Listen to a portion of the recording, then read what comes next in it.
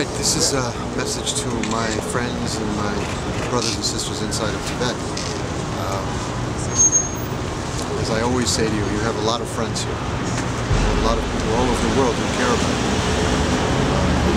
Here now in New York City, the United Nations is right here. I think all Tibetans feel very free right here, able to express themselves any way they want. One of the correlations of being a member of the United Nations is implicitly agreed to the Universal Declaration of Human Rights. China is a signatory.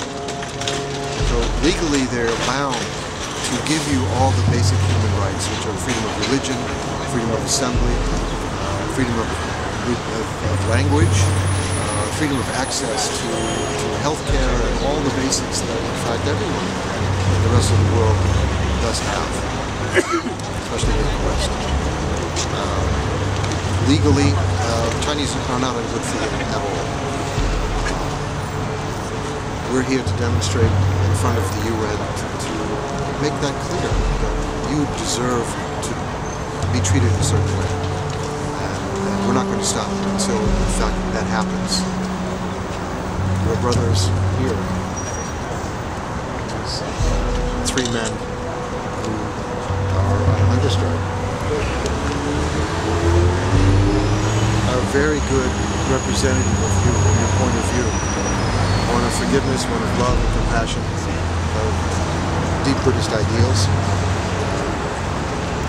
No anger and no hatred associated with it.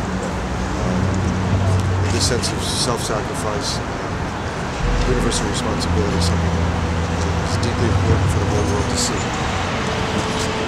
So have faith. Don't forget you have friends working very hard for you all over the world.